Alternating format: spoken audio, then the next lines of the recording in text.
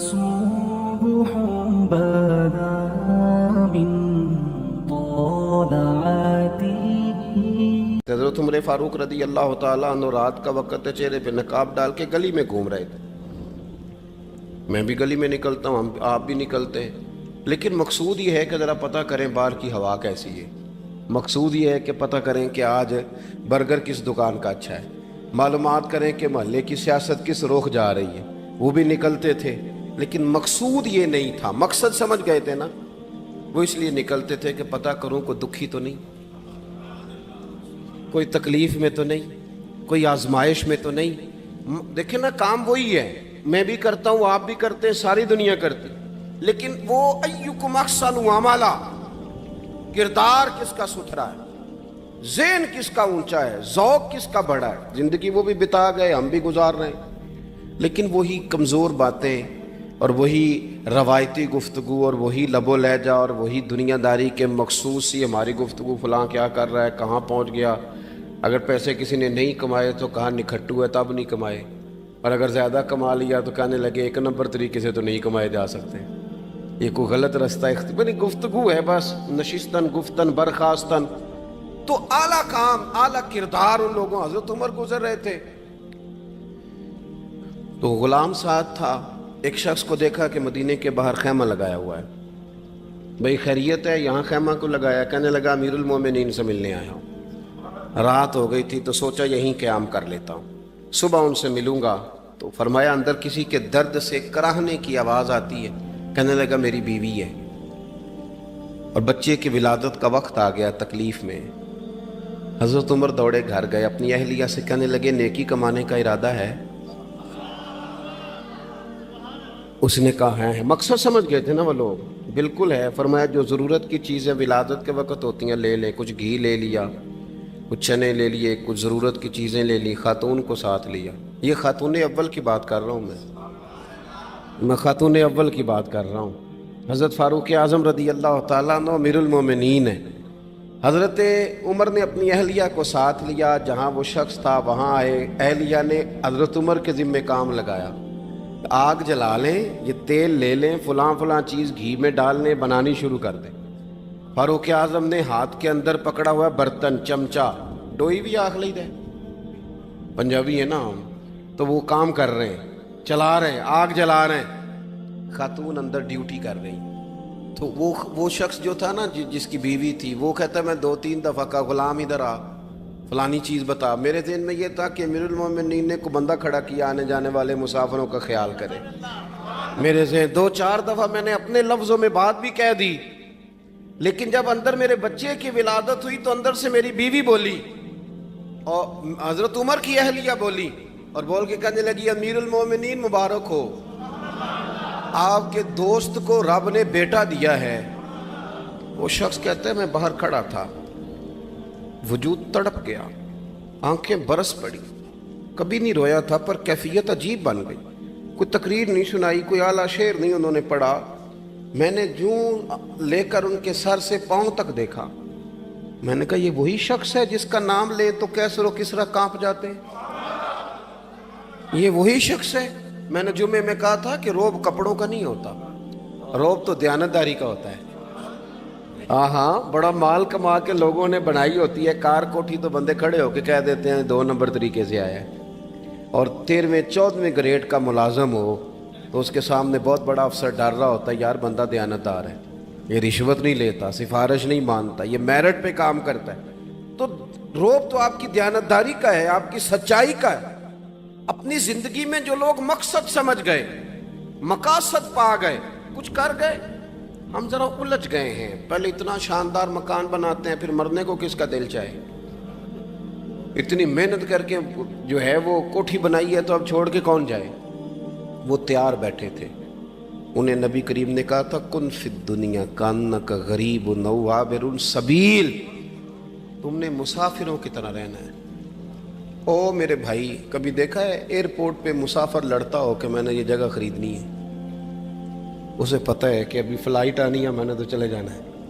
Railway station پہ جو جگہ ہوتی ہے وہ خریدنے کے لیے لوگ رٹا نہیں ڈالتے، انہیں پتہ ہے پہلی ٹرین سے چلے جانا ہے. बस स्टॉप पे झगड़े नहीं होते कि ये कुर्सी मेरी है, जाना जो है मिट्टी दें ते मिट्टी रहना ही, ਐਵੇਂ ਕਾਦੀ ਬੱਲੇ ਬੱਲੇ, ਅੱਜ ਮਿੱਟੀ ਦੇ ਉੱਤੇ ਬੰਦਿਆ ਤੇ ਕੱਲ मिट्टी दे थल्ले। इतना ज़्यादा मकसद नहीं ना जब समझते तो बेचैन है, बेकरार। बाद लोगों ने इतने पैसे जमा कर लिए कि इतने खा नहीं सकते, इतनी ज़रूरत नहीं, लेकिन इसके बावजूद है कि वो दौड़ ख़त्म होने का नाम ही नहीं ले रही। हज़रत सिद्दीक़ अकबर रज़ी अल्लाह ताला अन्हु अमीरुल मोमिनीन है। बादशाहों के बड़े बात होती है, हमारे मुल्क में ऐसे भी बादशाह गुजरे हैं कि जो सफ़र पे जाते थे तो खानसा में भी ले जाते थे, बावर्चियों को भी लेके जाते थे कि खाना मेरी मर्जी का होना चाहिए। हज़रत अबू बकर सिद्दीक़ ने पानी मांगा, अमीरुल मोमिनीन, तो सहाबा ने ना शहद मिला पानी पेश किया। कोई इतनी लंबी बात तो नहीं, लेकिन सिद्दीक़ अकबर रो ही पड़े, और इतना रोए कि हिचकियाँ बन गई। लोग कहते हैं पता नहीं था किस बात पे रो रहे हैं, पर हम भी रो पड़े।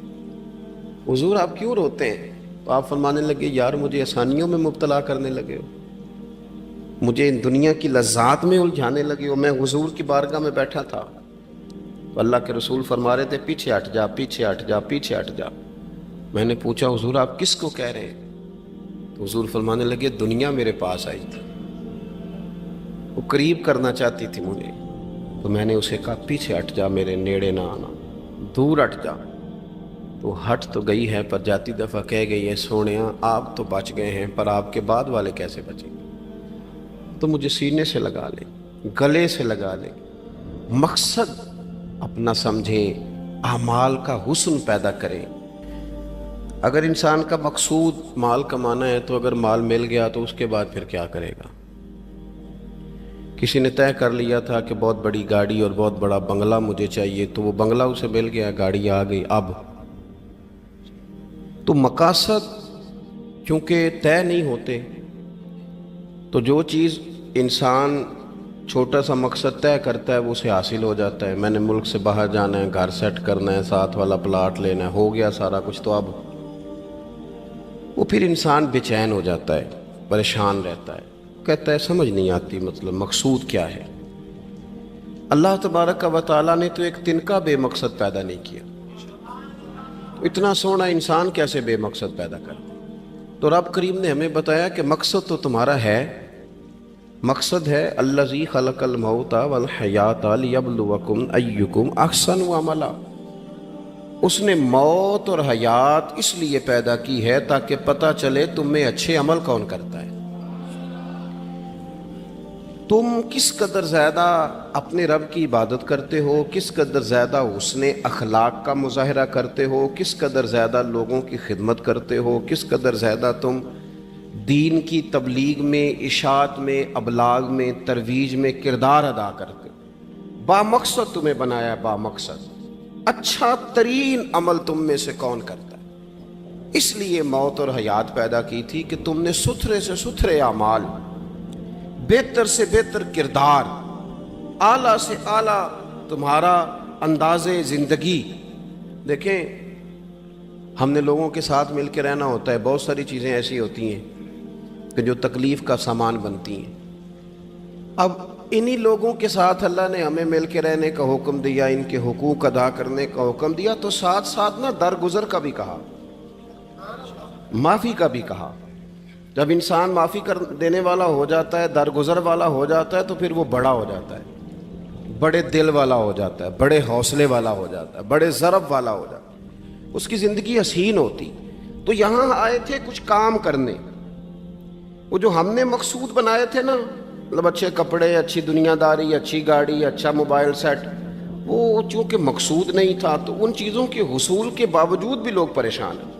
मकसूद ये था कि बेहतरीन अमल, सोना अमल, आला तरीन अमल मेरे रसूल पाक सल्लल्लाहु अलैहि वसल्लम के ग़ुलामों ने ना वो अमल करके दिखाया। आला तरीन मिजाज रखते थे और आला तरीन खिदमत, यानी लोग उनका किरदार देख के ना, किरदार और अमल देख के, हम तो लंबी तकरीरें करते हैं, बातें करते हैं, बड़ा कुछ बताना पड़ता है, लेकिन वो बस थोड़ा सा ना लोग उनके पास उठते बैठते थे, आते जाते। इतनी दौड़ है कि आगे बढ़ के और लेना है, और लेना है, हाल में मजीद का रट्टा, वो समझ गए हम ना अड़े हुए हैं। بہت سارے لوگ ایسے ہیں جنہیں صحیح بات کا پتہ چل گیا ہے، وہ فیصلہ کرنے میں دیر کر رہے ہیں۔ انہیں سمجھ آ گئی ہے کہ بہتر یہی ہے کہ میں وقت پہ مسجد آیا کروں، انہیں سمجھ آ گئی ہے بہتر یہ ہے کہ سویرے اٹھ کے نا واٹس ایپ بعد میں دیکھوں، پہلے قرآن پاک کی زیارت کر لیا کروں۔ سمجھ انہیں ہے، سمجھ ہے کہ باتیں زیادہ کرنے سے بہتر ہے درود و سلام زیادہ پڑھا جائے، پتہ انہیں ہے، وہ فیصلہ ہی نہیں کر رہے، ارادہ نہیں بنا رہے، توجہ نہیں کر رہے۔ جب بہت زیادہ بندہ دنیا داری میں الجھ جاتا ہے نا، بہت زیادہ، آسانیاں تو بندے کو جینے نہیں دیتی۔ پہلے انسان کہتا ہے کہ موٹر سائیکل ہو جائے نا تو چلو سفر آسان ہوگا، پھر موٹر سائیکل کہتا ہے ٹائر 2 ہیں، 4 ٹائروں والی ہونا، چلو مہران ہی ہو جائے خیر ہے، لیکن مہران میں بیٹھتے ہی اسے خیال آتا ہے کہ اس کی تو سیٹیں تنگ ہیں، پھر اس سے بڑی گاڑی چاہیے۔ یہ روز دوڑ ہے، بانج فقیروں کسے نہیں ماریا، اے ہوئی چور اندر دا، یہ دوڑ ہے، یہ ختم۔ حضرت ابوبکر صدیق رضی اللہ تعالیٰ عنہ امیر تھے، ہمیں تو نا جی ایک سے ایک کھانا، اور آج یہ نہیں کھانا، آج میری مرضی کا کھانا، یہ میری مرضی کا، یہ میرے بچے کی مرضی کا، یہ فلانے کی مرضی کا، وہ خواہشات کا انبار۔ اور نفس بچے کی طرح ہوتا ہے، خواہش پوری کرو تو فوراً ہی دوسری بھی بتا دیتا ہے، دوسری پوری کرو تو تیسری کی بھی خبر دے دیتا ہے۔ ہم نا چونکہ الجھ جاتے ہیں، پھر وہ الجھاؤ ہمیں باہر نہیں نکلنے دیتا۔ اگر تھوڑا تھوڑا کر کے، میرا مطلب یہ ہے کہ زندہ رہنے کے لیے روٹی کھانی ہے نا، مثلا روٹی کا لطف کتنی دیر ہوتا ہے، جتنی دیر منہ میں چباتے ہیں، اس کے بعد ختم۔ تو کپڑا تو پہننا تھا بدن چھپانے کے لیے، اس میں وہ کدھر سے آ گئیں ساری کہانیاں جو آج بن گئیں۔ اور اتنے میں نے عجیب و غریب نظام دیکھا ہے کہ نوجوان ہے، اچھا بھلا سیانا آدمی، کپڑے اس نے تازے سلوائے ہیں، اور 99 لوگوں نے کہا ہے صحیح لگ رہا ہے، تو صرف ایک نے کہا ہے نہیں ٹھیک لگ رہا، وہ پریشان ہو جاتا ہے، کہتا بھی اس کا کچھ کروں۔ کیوں؟ اس لیے کہ یہی سارا مقصود سمجھ لیا ہے، کپڑے پہننا، اسی میں الجھ جانا۔ میں اکثر دوستوں سے کہتا ہوں، میں خود کسی دوسرے کی بات نہیں کرتا، بہت زیادہ عمر نہیں میری، میں خود جایا کرتا تھا، شادی کوئی آ گئی تو 2-3 دن پہلے ابا جی کہتے تھے پرانے جوتے کچھ گنڈوا لا، کچھ پالش کرا لا، توڑے میں ڈال کے جانا موچی کے پاس، اس نے کچھ سیٹ کر دینے۔ اب کہاں رہ گیا جی یہ کام، چھٹی نہیں ہو گئی، اب کون سا ایسا سلسلہ ہے؟ وہ جو کہیں سے کپڑا تھوڑا پھٹ جاتا تھا نا، تو اماں اس کو اس طرح پیوند کراتی تھی کہ ڈیزائن بھی بن جاتا تھا اور کام بھی چل جاتا۔ کدھر گیا وہ دور؟ لیکن تکلیف دیکھ لیں آج پہلے سے زیادہ ہے، لڑائی پہلے سے زیادہ ہے، آزمائش پہلے سے زیادہ ہے۔ کیوں؟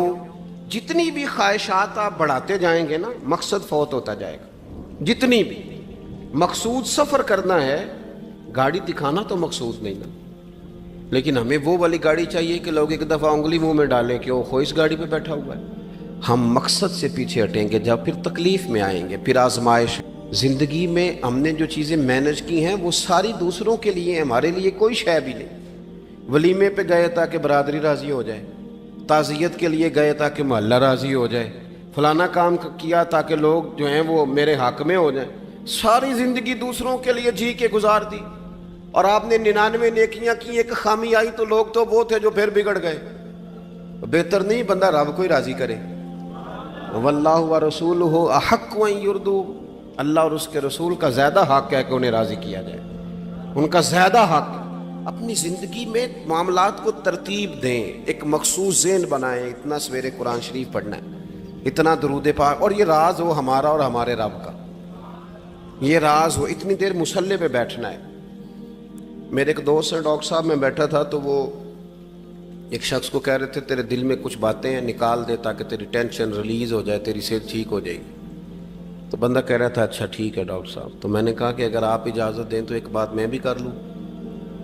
نے کہا آپ بھی کر لیں۔ تو میں نے کہا ڈاکٹر صاحب کچھ دکھ بڑے ذاتی اور نجی ہوتے ہیں، بندہ کسی کے سامنے کہہ ہی نہیں سکتا، بڑے ذاتی قسم کے ہوتے ہیں وہ۔ آپ کسی کے سامنے جتنا مرضی کوئی قریبی ہو، وہ بندے کی اپنی اندر کی کچھ ایسی تکلیفیں ہوتی ہیں اندر کی، آزم گنڈاں دے وچ گنڈاں 10 کیڑی کھولا، بڑے مسئلے ہوتے ہیں، آپ کیسے بیان کر سکتے ہیں؟ سوال ہی نہیں پیدا ہوتا۔ تو کہنے لگا پیر صاحب حال تو ہوگا نا؟ میں نے کہا بالکل ہے، ہمیں ہمارے دین نے دعا سکھائی ہے، جو کسی سے نہیں کہہ سکتے وہ اپنے رب سے کہہ دو۔ اللہ کے حضور عرض کر دو، کشکول طلب دراز کر کے کہہ دو مالک یہاں پریشان ہوں، وہ بڑا کریم ہے، عطا بھی کرے گا اور پردہ پوشی بھی فرمائے گا۔ اپنے اللہ کے ساتھ اپنا تعلق مضبوط کریں، اپنی زندگی میں حسن اعمال کا پیدا کریں، اعمال کا، کہانیوں کا نہیں، باتوں کا نہیں، تصویروں کا نہیں، نئی سے نئی پکچر کا نہیں، اعمال کا، اور خوبصورت ترین طریقہ ہو۔ دیکھیں نا، مشکل سے بھی تو نماز پڑھنی ہے نا، سویرے ابا بڑے غصے میں تھے تو پھر مجھے اٹھنا ہی پڑا، تو اس طرح بھی تو پڑھنی ہے۔ تو اگر بندہ ذوق سے اٹھے اور ذرا سونا کر کے وضو کرے اور ذرا صحیح کر کے مصلی بچھائے اور سجدہ کرے تو ذرا ذوق سے کرے، مجھے سوز دے، مجھے ساز دے، مجھے نیم شب کا نیاز دے، دم سجدہ خود کو میں توڑ دوں، مجھے ایسا ذوق نماز دے۔ اس ذوق کے ساتھ آگے بڑھے۔ مقاصد جب بندہ سمجھ جاتا ہے نا، مقاصد، پھر اس کے لیے آسانی ہوتی ہے۔ میں نے عرض کیا تھا زیادہ باتیں نہیں کرنی، مقصود تو ایک پیغام دینا ہے۔ اب ہم نے جانے والوں کے لیے کیا کرنا ہے؟ ایک تو یہ کہ اپنا مقصد ٹھیک کرنا ہے کہ جو رخصت ہو گئے اپنے بزرگوں کو نا یاد رکھیں، اصل کام ہے ان کو بول کے بتائیے۔ سال کے بعد ختم بڑی اچھی بات ہے، سسماہی ششماہی سیماہی سب ٹھیک ہے، ان کو یاد رکھیں۔ حضور نہ یاد رکھتے تھے، اپنی والدہ کا ذکر کرتے تھے، اپنے والد کی بات کرتے تھے، اپنے دادا کا ذکر کرتے تھے، اپنے جانے سیدہ خدیجہ الکبریٰ رضی اللہ تعالیٰ عنہ وصال کر گئیں تو حضرت عائشہ کہتی ہیں حضور اکثر گھر میں ان کا ذکر کرتے تھے۔ اپنے بزرگوں کو یاد رکھیں، ان کا ذکر کریں، ان کو نا، والد کے لیے نا والد ہونا شرط ہے، پی ایچ ڈی ہونا شرط نہیں۔ والد کے لیے والد ہونا شرط ہے، مفتی ہونا شرط۔ والد ان پڑھ بھی ہو تو بچے کو سمجھانے کا سلیقہ سے اللہ اسے عطا کاری دیتا ہے۔ ماں بالکل ان پڑھ بھی ہو تو بچوں کو سمجھانے کا طریقہ اللہ اسے، ان سے سیکھیں۔ میرے والدہ اور والدہ دونوں اپنا نام نہیں لکھ سکتے تھے، تو میں اپنے دوستوں سے کہتا ہوں مجھے کبھی موقع ملے تو میں کئی جلدوں میں کتاب لکھ سکتا ہوں اپنے ماں باپ، اس لیے کہ وہ جو ہمیں سکھا گئے، جو بتا گئے، وہ انہی کا خاصہ تھا۔ تو اپنے ایک تو جانے والوں کو یاد رکھیں، دوسرا ان کے لیے دعا کریں تو درد سے کریں، سونی کر کے کریں، صحیح کر کے کریں، اکیلے بیٹھ کے کریں۔ دعا کا سب سے زیادہ تعلق آپ کے دل کی آواز کے ساتھ ہوتا ہے، اور جس طرز میں حضور نے ہمیں حدیث سکھائی ہے نا، اس رنگ میں کبھی آپ حدیث کو سیکھیں، سمجھیں نا۔ حضور فرماتے ہیں جس طرح دریا میں ڈوبنے والا سہارا تلاش کرتا، دریا میں اسے کتنی کو جلدی ہوتی ہے، غوطے لگ رہے ہوتے ہیں، وہ اس طرح کا نہیں ہوتا کہ میں عصر کی نماز کے بعد پھر آؤں گا تجھے نکالنے، اس طرح تو نہیں نہ ہوتا۔ دریا میں ڈوبنے والا جس طرح کشتی سہارا تلاش کرتا ہے، حضور فرماتے ہیں اس طرح قبر میں جانے والا دعاؤں کا انتظار کرتا ہے۔ آپ نے دیر کر دی دعا مانگنے میں، ختم دلانے میں دیر کر دی، کت صبح و شام ہمہ وقت دعا۔ ابھی آپ آیتیں سن رہے تھے سورہ ابراہیم کی، اللہ نے نماز میں رکھ دی، ربنا اغفر لی ولی وللمؤمنین یوم یقوم الحساب۔ ایک تو نے یاد رکھیں، خوب دعا کریں، اور دوسرا کوشش کریں کہ وہ جو نیکیاں کرتے تھے وہ نیکیاں بھی جاری رہیں، جن لوگوں سے ان کا اچھا تعلق تھا وہ تعلق بھی قائم رہے۔ یہ بھی کوشش کریں کہ ان کے لیے صدقات و خیرات کریں، اور قیمتی صدقہ دیں۔ قیمتی، میں بات ختم کرنے لگا ہوں، بس قیمتی صدقہ دیں، قیمتی۔ 15 تولے سونا گھر میں پڑا ہوتا ہے، قیمتی ہوتا ہے نا۔ کبھی کسی نے چوک میں بتایا کہ آج 15 تولے سونا میرے گھر میں پڑا ہے؟ بولو نا، لگتا ہے تو سن 10 چھڑنا ہے۔ اگر گھر میں 50 لاکھ روپے کیش پڑا ہو تو چوک میں گلی میں آ کے آپ بات کریں کہ گھر میں پیسے پڑے ہیں، کیوں؟ کہ وہ قیمتی ہیں، کوئی لے نہ لے۔ تو یہ جو 5000 مسجد دیکھ کے سارے محلے کو بتاتے ہو، یہ بھی صدقہ تھا، یہ بڑا قیمتی چیز تھی، یہ بتانے والا نہیں تھا، یہ تو نیکی تو قیمتی تھی۔ قیمتی چیز جو ہوتی ہے وہ تو چھپائی جاتی ہے کہ بتائی جاتی ہے۔ یہ جو بیٹیاں ہیں نا اسلام کی، مائیں بہنیں، یہ قیمتی ہیں، اس لیے اسلام انہیں کہتا ہے تم گلیوں اور چوکوں میں آنے والی نہیں، قیمتی چیزیں گھر کے اندر رہا کرتی ہیں۔ تم قیمتی چیزیں ہو، تمہارا وجود قیمتی ہے، تم کبھی ماں ہو، کبھی بیٹی ہو، کبھی بہن ہو، کبھی بیوی ہو، قیمتی ہو، اس لیے تمہیں اسلام کہتا ہے کہ گھر کے اندر رہو گی تو تمہاری قیمت رہے گی. کچھ چیزیں ایسی ہیں جو چوکوں میں گلیوں میں پھیل جائے تو ان کی قیمت نہیں رہتی. اس لیے تمہیں کہا جاتا ہے کہ گھر میں رہو. یہ جو تمہیں چوکوں میں لاتے ہیں یہ تمہیں بے وقت کرنا چاہتے ہیں, بے قیمت کرنا چاہتے ہیں. انسان تھوڑی دیر کے لیے, اگر تھوڑی دیر کے لیے غور کرے تو بڑے بڑے جانور انسان سے بڑے طاقتور ہیں, لیکن اللہ نے ان کی نکیل انسان کے ہاتھ میں تھما دی. اتنا بڑا جہاز ہے, ٹنوں وزن لے کے چل رہا ہے, انسان کے بس کی بات نہیں کہ وہ کئی لوگ لگ کے بھی اس کو اٹھا سکیں, لیکن اللہ نے اس کے قبضہ و اختیار میں کر دیا ہے. فرمایا هو الذی خلق لکم ما فی الارض جمیعا, زمین میں جو کچھ ہے سارا تیرے لیے بنایا ہے, آسمان میں جو ہے سارا تیرے لیے بنایا ہے. وما خلقت الجن والانس الا لیعبدون, فرمایا کل کائنات میں نے تیرے لیے بنائی ہے اور تجھے میں نے اپنی عبادت کے لیے پیدا فرمایا ہے. تو جنوں اور انسانوں کو اللہ نے اپنی عبادت کے لیے تخلیق فرمایا. مقصد زندگی, مقصد تخلیق, دنیا میں آنے کا مقصد اولین اور مقصد آخری اللہ کی عبادت, اللہ کی معرفت, اللہ کی طرف توجہ, اللہ کی طرف رجوع. یہی ایک مقصد تھا انسان کے آنے کا. اسی کو قرآن نے بیان کیا تھا. اپنے اپنے مقاصد, درود شریف پڑھنے والے بلند صلاۃ و سلام علیک یا سید یا رسول اللہ. اپنے اپنے مقاصد, اپنے اپنے معاملات کو ہم نے ترتیب دے لیا ہے.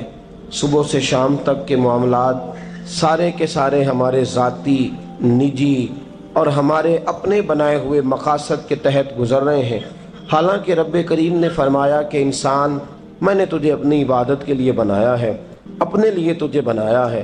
تو میری بارگاہ میں سجدہ ریز ہو, تو میری بارگاہ کی طرف توجہ کرے, تو میرے لیے تسبیح پڑھے, تو تحلیل کے جملے بولے, تو تکبیر کہے, تو میرے محبوب پہ نازل ہونے والے قرآن کی تلاوت کرے.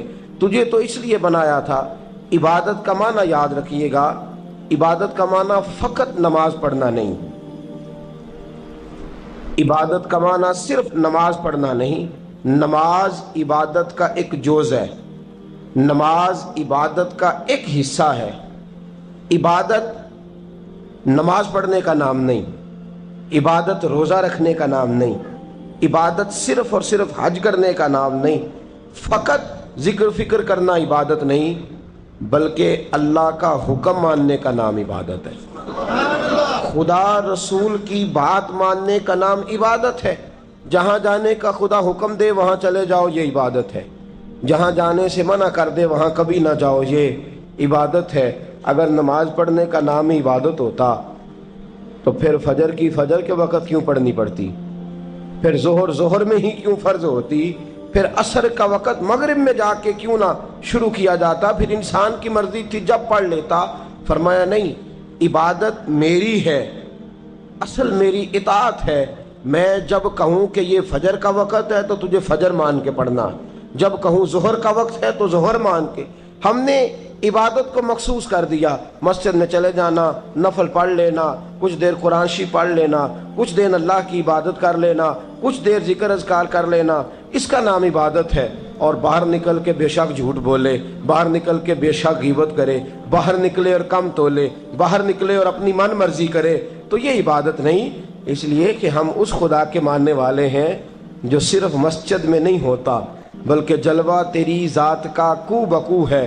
میں جدھر دیکھتا ہوں ادھر تو ہی تو ہے.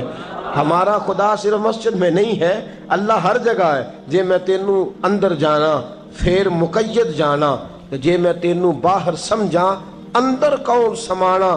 اندر بھی تویں باہر بھی تویں, وچ بلا کون نمانا.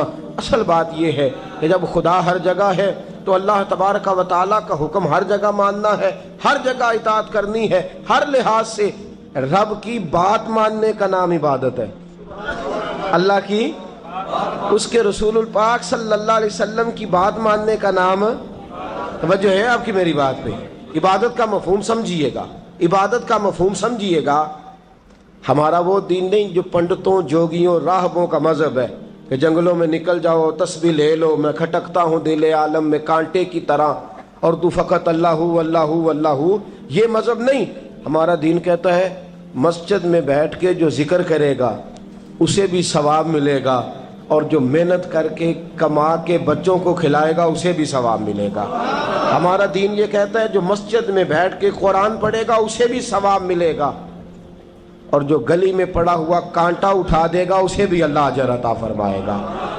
اللہ کا حکم ماننا، اللہ کا حکم ماننے کا نام عبادت۔ محمود غزنوی کے پاس ہیرا ہے، محمود غزنوی کے بڑے غلام تھے تو ایک بڑا پیارا تھا اسے، آپ جانتے ہیں اس کا نام کیا تھا؟ ایاز محمود غزنوی کو بڑا تو حسد شروع ہو جاتا ہے ہر جگہ، الا ماشاءاللہ لوگ کہنے لگے بادشاہ ہر وقت اسی کو پیار کرتا رہتا ہے، ہر وقت اسی کی طرف توجہ کرتا رہتا ہے۔ بادشاہ نے ایک دن آزمانا چاہا، اتنا ہیرا تھا، موٹا ہیرا بادشاہ کے پاس۔ بادشاہ نے ایک وزیر صاحب کو بلایا، کہا یہ اینٹ پکڑو، ہیرے پہ مارو، اسے توڑ دو۔ کہنے لگا بادشاہ بات تیری ٹھیک ہے پر بڑا قیمتی ہیرا ہے، کیوں تڑوا رہے ہیں آپ؟ مال خزانہ میں رکھ دیں، کام آئے گا، کسی نہ کسی جگہ پہ استعمال ہو جائے گا، آپ کیوں اس کو تڑوانے کی ضد کر رہے ہیں؟ بادشاہ سلامت نے کہا اچھا تم نے ٹھیک مشورہ دیا، میں ہی جذبات میں آ گیا تھا۔ ایک دوسرے آدمی کو بلایا، اس کو کہا یہ ہیرا توڑنا ہے۔ اس نے کہا بادشاہ مجھے لگتا ہے پوری دنیا میں اتنا موٹا ہیرا تیرے پاس ہے، کسی اور کے پاس نہیں ہوگا، یہ توڑنے کی چیز نہیں تجوری میں سنبھالنے کی چیز ہے، اسے سنبھال کے رکھ۔ تیسرے کو بلایا، چوتھے کو بلایا، جس کو بھی بلاتا رہا وہ بادشاہ کو سمجھاتا رہا، جس کو بلایا بادشاہ کو سمجھایا۔ ایاز کی باری آئی، کہا ایاز ادھر آ، توجہ ہے آپ کی؟ ایاز ادھر آ، یہ ہیرا تو توڑ دے۔ اس نے اینٹ پکڑی، زور سے ماری، ہیرا توڑ دیا۔ بادشاہ کہنے لگا بڑا بیوقوف ہے بھئی تو، یہ سارے میرے خیر خواہ تھے، مجھے سمجھاتے رہے اور تو نے خیال ہی نہیں کیا، میں بیوقوف تھا تو تو بھی ساتھ ہو گیا، توڑ ہی دیا۔ کہنے لگا بادشاہ غلطی ہو گئی، مجھ سے غلطی ہو گئی، مجھے نہیں توڑنا چاہیے۔ اس نے کہا اچھا چل چھوڑ، ایک بات بتا، تیرے سامنے جو سب مجھے مشورے دے رہے تھے تو نے کیوں نہیں دیا؟ میں نے تجھے کہا توڑ دے، کیا لفظ ایاز نے کہے، کمال کر دی۔ کہنے لگا بادشاہ میرے دل میں خیال آیا ہیرا ٹوٹتا ہے تو ٹوٹ جائے، میرے بادشاہ کا حکم نہیں ٹوٹنا چاہیے، یہ ٹوٹتا ہے تو ٹوٹ جائے، یہ کرچی کرچی ہوتا ہے تو ہو جائے، خزانہ خالی ہوتا ہے تو ہو جائے، لیکن میرے مالک کا حکم نہیں ٹوٹنا چاہیے۔ بادشاہ میں ہر چیز توڑ دوں گا پر میں تیرا حکم نہیں توڑ سکتا۔ بس دوستو یہی عبادت ہے، بلا مثال و بلا تشبیہ بات سمجھیے گا۔ جس نے خدا کا حکم توڑ دیا اس نے عبادت نہیں کی، اور جس نے خدا کا حکم اچھا آؤ نماز کے لیے، دکان کا وقت ہے، گاہک بھی زیادہ آ گئے ہیں، رش پڑ گیا ہے، اب تھوڑا وقت مشکل ہو جائے گا، ذرا تھوڑی دیر میں پڑھ لوں گا۔ ہیرا ٹوٹتا ہے تو ٹوٹ جائے، گاہک آنے کا سلسلہ ٹوٹتا ہے تو ٹوٹ جائے، روزی آنے کا سلسلہ ٹوٹتا ہے تو ٹوٹ جائے، مسلمانوں خدا کا حکم نہیں ٹوٹنا چاہیے، رسول اللہ کا فرمان نہیں ٹوٹنا چاہیے۔ میرے رسول پاک صلی اللہ تعالی علیہ وسلم کا اقبال نے کیا کہا؟ کہنے لگا اے طائر لاہوتی، اس رزق سے موت اچھی جس رزق سے آتی ہو پرواز میں کوتاہی۔ کہا خدا کا حکم نہ توڑ بیٹھنا، اور عبادت بھی جس کو اللہ کہہ دے وہ عبادت ہے۔ ایک بندہ زوال کے وقت نماز پڑھنے کھڑا ہو جائے تو ہو جائے گی، کیوں؟ نماز نہیں پڑھ رہا؟ اچھا میں آپ کو روایت سناتا ہوں، شیر خدا مولا کائنات حضرت علی المرتضی رضی اللہ تعالیٰ عنہ فرماتے رسول پاک صلی اللہ علیہ وسلم نے ہمیں منع فرمایا جب عید الفطر کا دن ہو یا عید الاضحیٰ کا دن ہو تو تم نے کیا کرنا ہے؟ فجر کی نماز پڑھنی ہے، اس کے بعد اشراق چاشت نہیں پڑھنی، فجر سے لے کر عید کی نماز تک درمیان میں کوئی نماز نہ پڑھنا۔ جب عید کی نماز ہو چکے پھر تمہیں اجازت ہے جتنے مرضی نفل پڑھو، لیکن فجر سے لے کر عید تک تم کوئی اور نماز نفل درمیان میں نہ پڑھنا۔ حضرت علی المرتضی شیر خدا کا زمانہ ہے، عید کا اعلان ہو گیا، عیدگاہ میں لوگ کٹھے ہو رہے ہیں، ایک شخص دوڑا آیا، اس نے آ کے نماز کی نیت باندھ لی۔ توجہ ہے آپ کی؟ میں نے کہا عبادت ہے خدا کا حکم ماننے کا نام۔ حضرت علی رضی اللہ تعالیٰ عنہ نے نماز کے بعد اس شخص کو بلایا، فرمایا ادھر آ، تجھے نہیں پتا کہ جب تک عید کی نماز نہیں ہوتی کوئی اور نفل نہیں پڑھیں گے؟ کہنے لگا جی میں نے نماز ہی پڑھی ہے، کوئی جرم کیا ہے؟ نماز پڑھی ہے نا، میں نے سجدہ کیا ہے، کوئی جرم ہے؟ حضرت علی نے تلوار نکال لی، فرمایا جو مصطفیٰ کی سنت توڑ کے نفل بھی پڑھے گا میں اس کا بھی سر قلم کر دوں گا، جو رسول پاک کے حکم کے خلاف عبادت بھی کرے گا اس کو بھی قتل کر دیا جائے گا، توبہ کر۔ یاد رکھیے گا، عبادت خدا رسول کی بات ماننے کا نام ہے۔ آپ سویرے 8 بجے اٹھ کے کھڑے ہو جائیں کہ میں نے تو فجر پڑھنی ہے، فجر کا وقت 8 بجے نہیں ہوتا، وہ گزر گئی 4 بجے، 4:15 بجے ہو چکا۔ ایک شخص شام 7 بجے کھڑا ہو جائے، کہے جی میں تو ظہر کی نماز 7 بجے پڑھا کروں گا، یہ کیسے ممکن ہے؟ اس کا وقت تو 2 بجے کے راؤنڈ اباؤٹ ہے، تجھے اسی وقت ادا کرنی۔ یاد رکھیے گا عزیز ساتھیو، عبادت اللہ کا حکم ماننے کا نام ہے، لیکن عبادت کی بہت بڑی جو ایک رکن ہے، عبادت کا بہت بڑا جو ایک جز ہے وہ نماز پڑھنا ہے، بہت بڑا جز۔ حضرت محمد بن ابی بکر حضرت صدیق اکبر کے صاحبزادے رضی اللہ تعالیٰ عنہ کیا فرماتے ہیں؟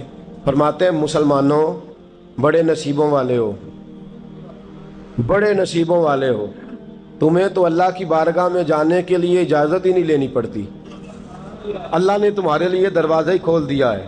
جب دل کیا، وضو کیا، نماز کی نیت باندھی، اللہ کے دروازے کھل گئے، اور بغیر کسی ترجمان کے تم نے اپنے رب سے بات کرنی شروع کر دی۔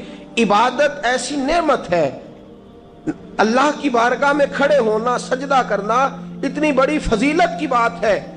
یہ حدیث میرا خیال ہے آپ کو کبھی بھولنی نہیں چاہیے۔ سید عالم نور مجسم شفیع معظم صلی اللہ علیہ وسلم نے فرمایا، بتاؤ اگر کوئی کسی کے گھر مہمان جائے تو میزبان اس کے ساتھ کیا سلوک کرے گا؟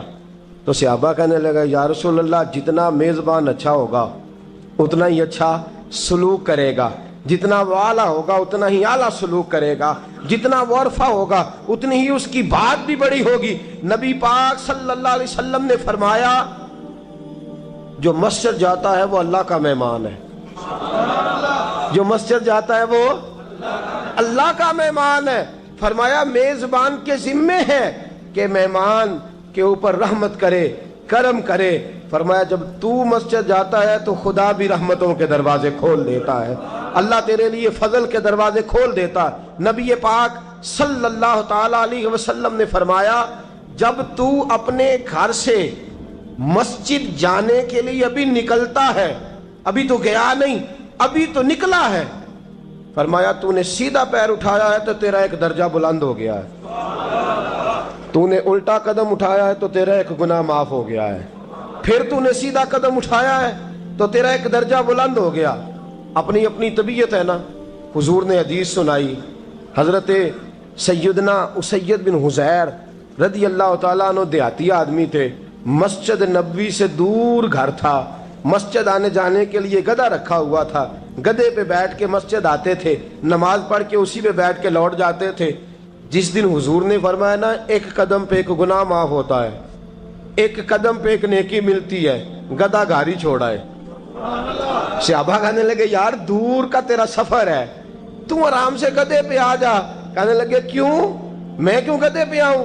میں تو روز پیدل آؤں گا، تم سب کے تھوڑے تھوڑے گناہ معاف ہوں گے، تھوڑے تھوڑے درجے بلند ہوں گے۔ میں نے چونکہ دور سے آنا ہے، اللہ میرے زیادہ گناہ معاف فرمائے گا، میرے زیادہ درجے بلند فرمائے گا، میرے اوپر زیادہ کرم نوازی فرمائے گا۔ جو مسجد کی طرف چل کے آیا ایک ایک قدم پر اللہ اس کے درجے بلند کرے گا، ایک ایک قدم پہ اللہ اس کے گناہ معاف کرے گا۔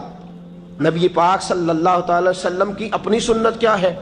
حضرت زید بن ثابت رضی اللہ تعالیٰ عنہ فرماتے ہیں میں ایک دن حضور کے ساتھ مسجد کی طرف نکلا، جب ہم جانے لگے نا تو جو رسول پاک کا انداز تھا نا چلنے کا وہ بڑا پیارا ہوتا تھا، دھیما سا چلتے تھے، نظر مبارک جھکی رہتی تھی۔ سید عالم صلی اللہ علیہ وسلم کی ادائیں ایسی حسین تھیں، تیری سیرت تیری صورت زمانے سے نرالی ہے، تیری ہر ایک ادا پیارے ادائے بے مثالی ہے۔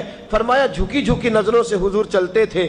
آج میں ساتھ ہوں، پہلے بھی کئی دفعہ ساتھ تھا، مسجد کی طرف جا رہے تھے، کسی جگہ سے واپس لوٹے تھے، کسی کے گھر سے مسجد جا رہے تھے۔ فرمایا ہلکے ہلکے قدم، چھوٹے چھوٹے قدم، آہستہ آہستہ حضور چل رہے ہیں۔ فرماتے ہیں میرے دل میں بار بار خیال آتا، کہ یہ حضور کا چلنے کا وہ انداز نہیں جس انداز میں حضور چلتے ہیں. چلتے پہلے بھی دھیما ہے، چلتے پہلے بھی بڑا پروقار ہے، لیکن آج کچھ زیادہ ہی آہستہ چل رہے ہیں، آج قدموں میں زیادہ ہی ٹھہراؤ آ گیا ہے. فرماتے میں بے چین تھا، میرے دل میں تصور تھا، جرت نہیں کرتا تھا پوچھ لوں اے پائے نظر ہوش میں آ یہ کوہ نبی ہے، آنکھوں سے بھی چلنا یہاں بے ادبی ہے. جرت نہیں ہوتی تھی کہ پوچھ ہی لوں، استفسار ہی کر لوں. فرماتے مسجد کا دروازہ آیا. کمال یہ تھا کہ آگے آگے حضور تھے، پیچھے پیچھے میں تھا. جب مسجد کا دروازہ آیا تو حضور نے رخ پھیرا، فرمایا تو سوچ رہا ہوگا کہ میں آہستہ آہستہ کیوں چل رہا ہوں، تو سوچ رہا ہوگا کہ میں آہستہ. ایک شعر ہے، اللہ کرے آپ کو یاد رہ جائے. میں بریلی شریف حاضر ہوا تو میں نے، ہمارے ایک شیخ تھے حضرت صدر العلماء علامہ تحسین رضا صاحب رحمۃ اللہ علیہ، میں نے ان سے کہا حضرت جی کو تازہ شعر لکھ کے دے مجھے، تازہ. تو کہنے لگے لو تازہ شعر آیا ہے، ابھی لکھا ہے. اعلیٰ حضرت فاضل بریلوی کے بھائی تھے مولانا حسن رضا، ان کے پوتے ہیں مولانا تحسین رضا رحمۃ اللہ تعالیٰ علیہ. 2008 میں آپ کا وصال ہوا. تازہ شعر لکھا. کہنے لگے علم غیب رسول کے منکر اس حقیقت کو بھول جاتے ہیں. اللہ کرے آپ شعر کے حسن کو سمجھیں، اور جو شعری ذوق کے لوگ ہیں وہ سمجھے کہ بات کہاں سے چھیڑی ہے، کہاں تک گئی ہے. علم غیب رسول کے منکر اس حقیقت کو بھول جاتے ہیں. غیب مانا کہ راز ہے، لیکن راز اپنوں سے کب چھپاتے ہیں.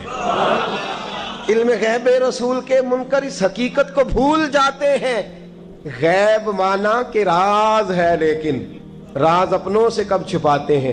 حضرت زید بن ثابت رضی اللہ تعالیٰ عنہ فرماتے رخ پھیرا اور حضور نے فرمایا تو سوچ رہا ہوگا کہ سونے آج بڑے دھیمے دھیمے قدم چل رہے ہیں، بڑا آہستہ آہستہ قدم اٹھا رہے ہیں. حضور نے فرمایا جو مسجد کی طرف چل کے جاتا ہے اللہ کی رحمت آگے بڑھ کے اس کا استقبال کرتی ہے. اور فرمایا جتنے قدم زیادہ ہوتے ہیں اتنے درجے بھی زیادہ بلند ہوتے ہیں. میں اس لیے آہستہ آہستہ آیا ہوں کہ اللہ میرے زیادہ درجے بلند فرما دے. اس لیے آیا ہوں کہ زیادہ درجے. مسجد میں اس لیے آہستہ. عبادت کی فضیلت دیکھیں، گھر سے بندہ چلے، ابھی پتہ نہیں مسجد میں وضو کرنا ہے اس نے، ابھی پتہ نہیں 2 رکعتیں پڑھے گا کہ 4 پڑھے گا. فرمایا عبادت کے لیے نکل بھی پڑے تو اللہ اس کے درجے بلند کرنے شروع فرما دیتا ہے. درجے بلند ہونے شروع ہو گئے. بنو سلمہ قبیلہ ہے، محلہ ہے. بنو قریظہ یہودیوں کا محلہ تھا، اس کے بعد بنو سلمہ مسلمانوں کا محلہ تھا، اور تقریباً آج کے حساب سے 1.5-2 کلومیٹر کا فاصلہ تھا مسجد نبوی سے. پیدل چل کے آتے تھے لوگ. کتنے کلومیٹر؟ پیدل چل کے آتے تھے. وہاں سے پیدل آتے تھے نماز پڑھنے.